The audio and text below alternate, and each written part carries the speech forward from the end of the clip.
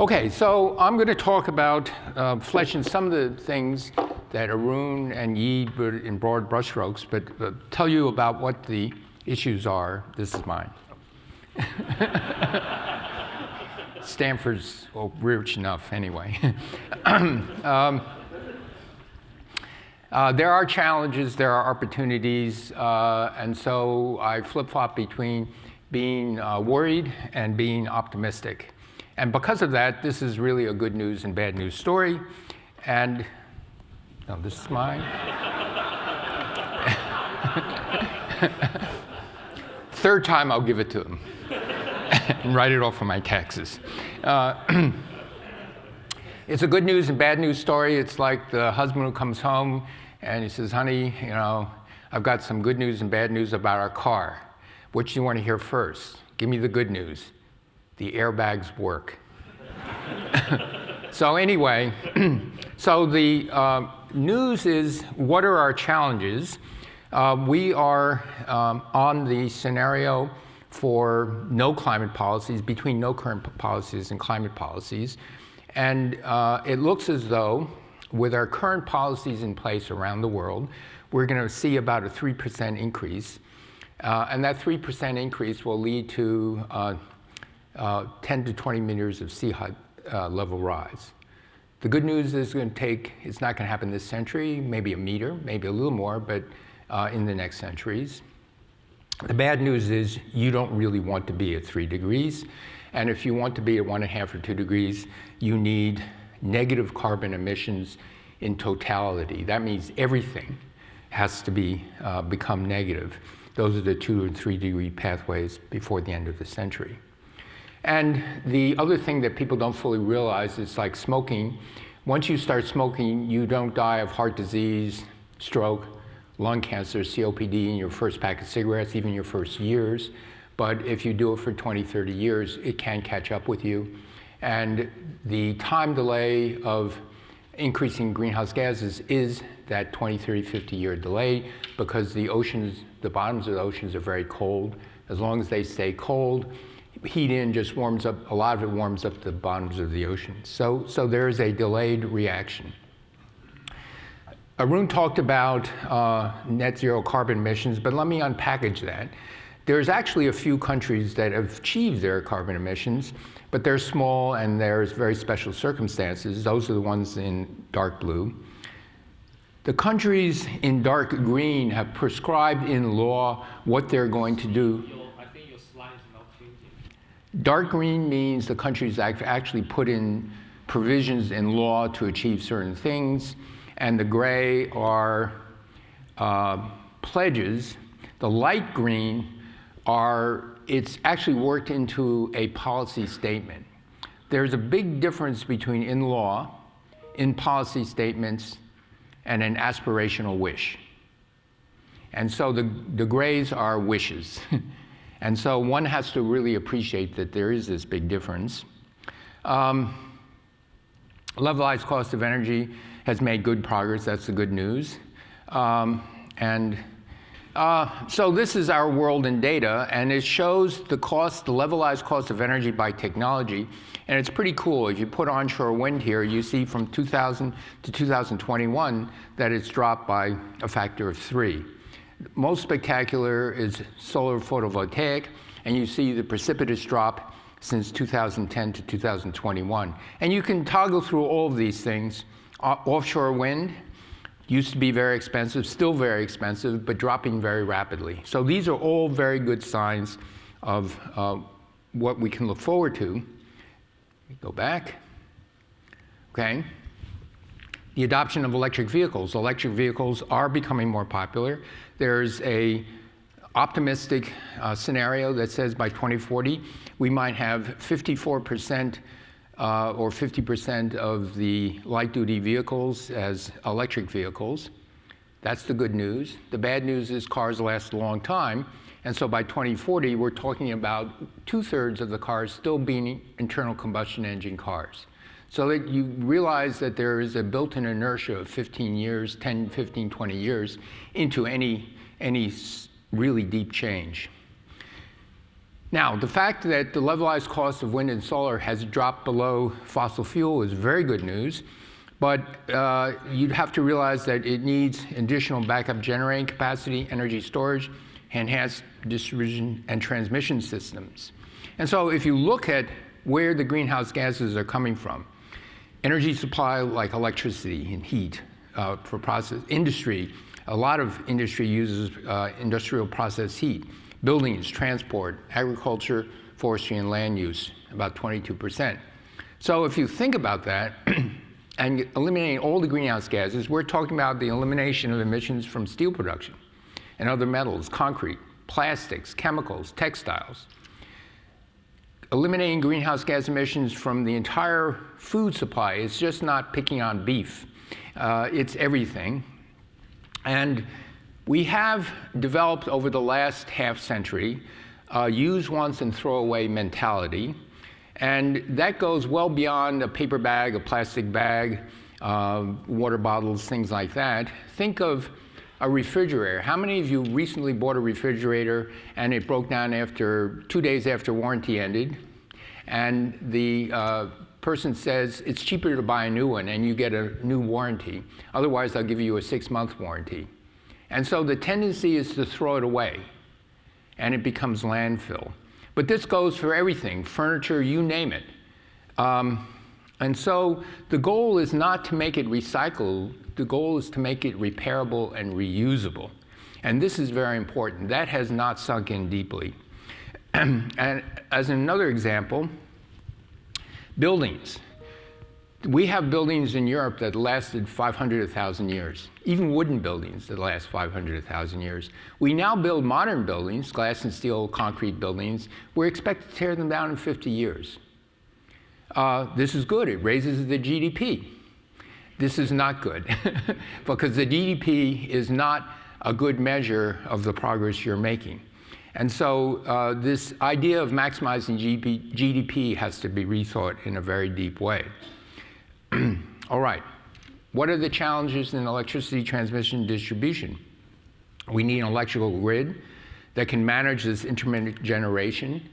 The fact that we used to have big turbines, either steam turbines for coal or gas turbines for natural gas generating electricity, that spinning reserve actually leaves, because of electricity magnetism physics, it gives you an inertia to the electrical system. There's a tendency of the electrical and magnetic fields to just damp things out. Once you have photovoltaics and other generation, you don't have that inertia. So the new system has to automatically try to react to these changes without the spinning inertia. It also has to react to the fact that we're expecting personal transportation to begin to take over by 2040 and beyond. And we're hoping that residential and buildings can go to electrical heating, electrical cooking, electrical everything. So what happens when we go to electrical everything? We lose resiliency. The fact that our energy used to come from 3 or 4 different forces means if you lose one, you've got the other to fall back on. And we see that once you go to more all electricity, it becomes very crucial that this backup storage and generation be there. What is happening around the world? Well, this is one example, Europe is another, but I show you China and a national grid plan where the black and red lines are very high AC and DC voltage lines. China has installed at least 2 high voltage DC lines, 1.1 million volts. There's a pair of cables. Each pair of cables can carry 6 billion watts of power. They can transmit it for 3,400 kilometers and lose about 5% of the energy. So you don't really need superconducting. You just need high voltage. And Europe is beginning to think and span across the countries in Europe to link together where there's hydropower, where there's energy storage for where you need the energy. What are we doing in the United States? Well, if you look at a map, you'll learn that we have 3 interconnects, the Western Interconnect, the Eastern Interconnect, and Texas. And but it's worse than that, because within Actually, Texas actually works as a unit, but the other places do not. They're mostly dominated by independent utility companies who don't actually even want to share data with other utility companies in their interconnects. And so we have to figure out how to actually balance the energy, move energy around, and things like that. I can tell you, as Secretary of Energy, people who had inexpensive access to hydropower in the Pacific Northwest did not want that power going to California and Nevada or somewhere else. The people in upper New England in general, who have very expensive electricity, did not want cheap hydropower coming from Canada, from Quebec. And so the energy politics plays a lot, and we have to go beyond that.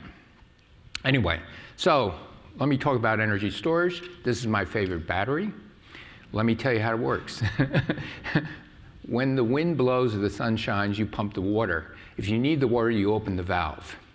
And this, by the way, is 96% of all stored energy in the world today is hydropower, stored hydropower. And so now, how much energy storage do we really need? Well, it turns out to be very modest. In order to run the United States, which is abundant in wind and solar, on 80% renewable energy, intermittent energy, these former members of the RPE group in the Department of Energy wrote this techno-economic analysis and said, you need 3 days of energy storage. It's pretty modest. That's 3 days of running the United States on batteries, less modest. How much is that? It's about 2,000 times more than we have today.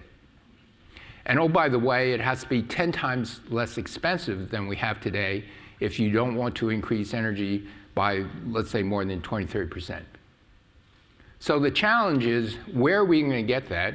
And for those of us who work in battery research and are in battery companies, we know that chemical batteries can't supply all of this, for sure. We don't have enough of the resources, and so it will have to be maximizing pump storage. Whenever there's an existing dam, put a little pond below there and pump water up the hill.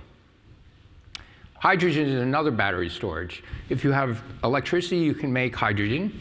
There are various colors of hydrogen. Gray hydrogen, you just take methane, you turn the hydrogen and you release the CO2.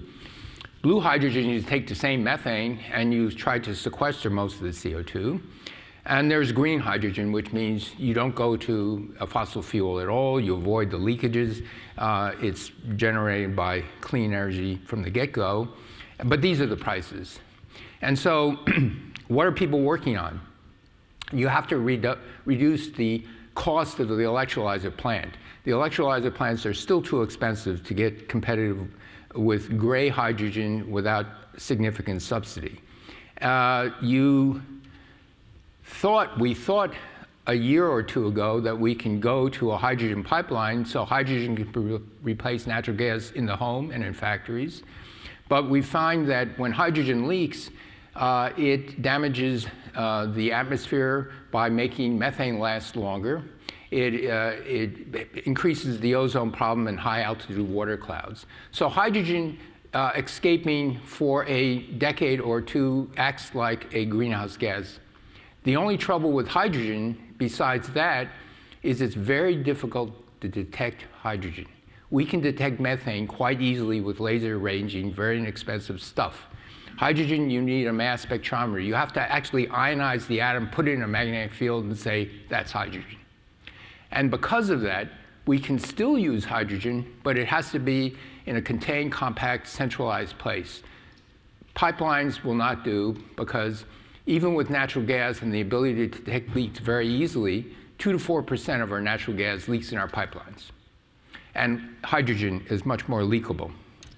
Finally, in order to use green hydrogen, which can be used to decarbonize steel, plastics, chemicals, and fertilizer, many, many roads lead to decarbonizing our footprint.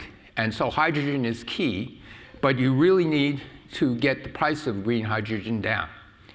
The good news is the Inflation Reduction Act has offered a 10-year production tax credit. If a company wants to build a hydrogen facility and it's really green hydrogen, over 95% non-CO2 emitting, they get $3 per kilogram of hydrogen. Remember the price of hydrogen, $6, maybe $5. Now you subtract off $3 and it's in earshot of the green hydrogen, in earshot of the gray hydrogen. So that subsidy is actually encouraging companies to make significant investments in hydrogen production facilities. Now, of course, what you really want is you want to take CO2 captured from carbon-emitting things or the atmosphere and water, put in energy of various kinds, start with hydrogen, CO, but in the end you want to produce these wonderful liquid hydrocarbons, especially sustainable airplane fuel, because it's airplanes, long-haul airplanes that will require very high density meaning lots of energy and little volume, lots of energy and little weight in order to go these long distances.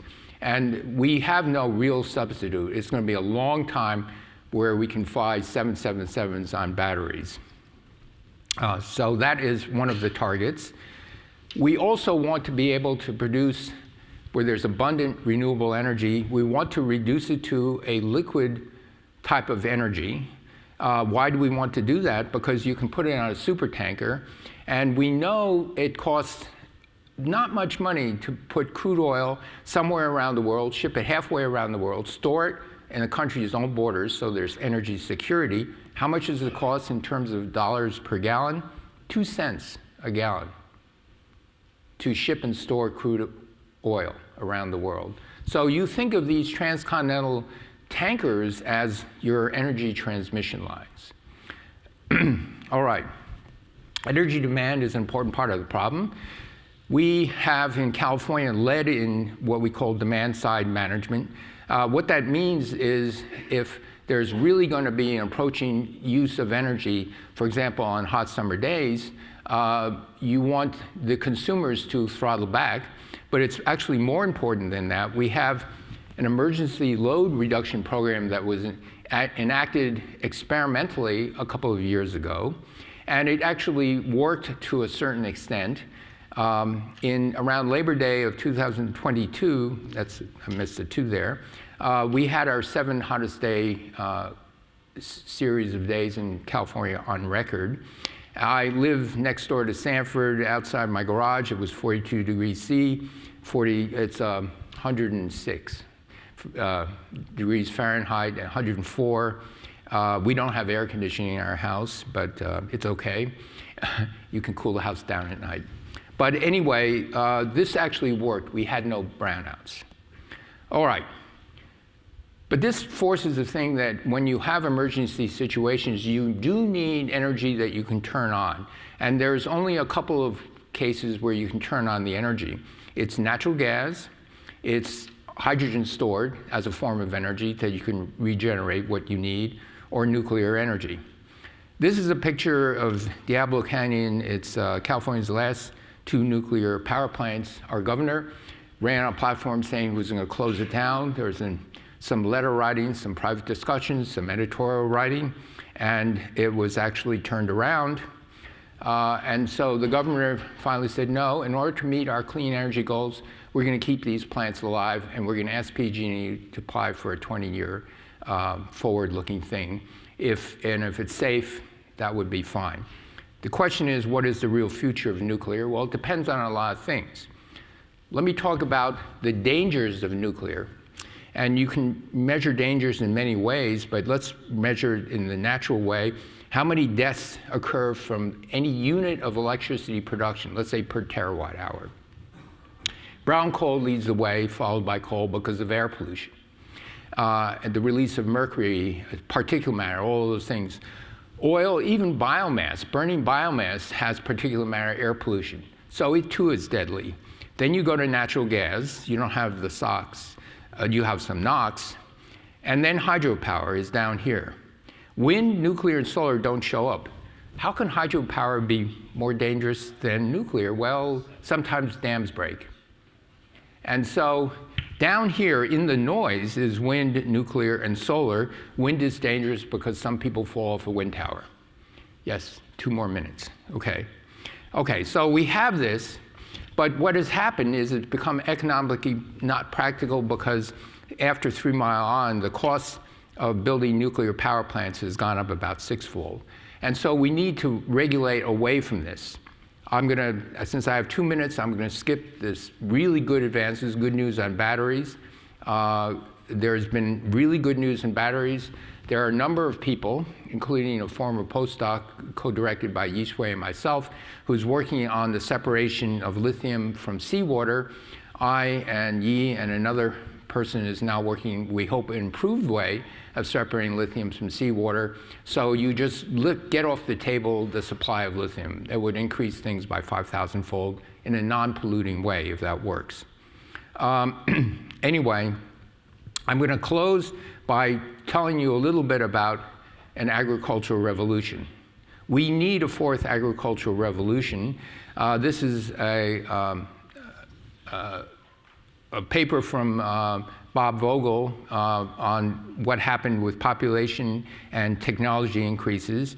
And going very slowly, the population went very slowly until the 2nd agricultural revolution. The 1st agricultural revolution was the domestication of wheat, rice, chickens, yeast, irrigation, and so on. Also very important, the fermentation of grain and fruit juice to make beer and wine and liquor. But the 2nd agricultural revolution was not mostly technological. It was a change in policy. For example, you're allowed to enclose land and there would be an owner of the land and only the owner could use the land. And when you had that enclosure rule, you actually made the land much more productive. If it was free game for everybody, everybody would take from the land and live nothing. And you see this in developing countries where everybody can graze and the grazing land is just stripped. And so you need policies in order to preserve things. And so this revolution required that. Another technological revolution that I'm sure Arun mentioned, the invention of fertilizer led to 2 Nobel Prizes for the same process. It was that important. Led to another Nobel Prize for the crossbreeding of strains of wheat. It led to the crossbreeding of strains of all major cereals.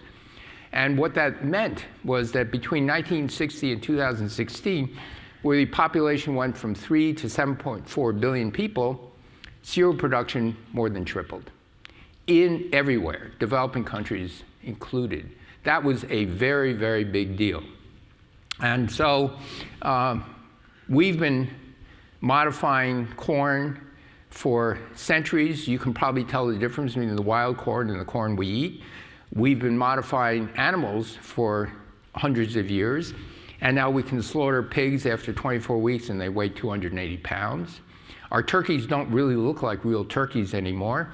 In fact, some of them are so breast heavy they can't mate, and so it's by artificial insemination. Just to remind you what a turkey looks like, that's a wild turkey of unknown ages. This wild turkey, I know how old it is. Okay, so if we decarbonize it and you think of just beef and dairy cows, and that's why it has been a target. Beef and dairy cattle are responsible for greenhouse gas emissions more than the United States or the EU plus Great Britain. And so we need to do that. There's a litany of what has greenhouse gas effects from beef and then down to wheat and rye and maize, which are pretty good. But we really need to do this. What people have not really stressed is the greenhouse gas emissions from farming is not just the fertilizer, it's the fertilizer runoff, the N2O, which is a potent greenhouse gas as much as methane.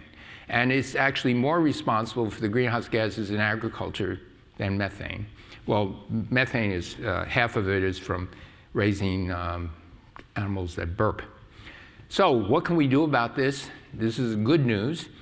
We can make meat substitutes, but even better news, in my opinion, is we can design microbes that enter into a symbiotic relationship with plants. So the microbes generate nitrogen from the air that goes into the soil, into plant food. They feed the plant. The plant says, thank you very much, and keeps the microbes happy.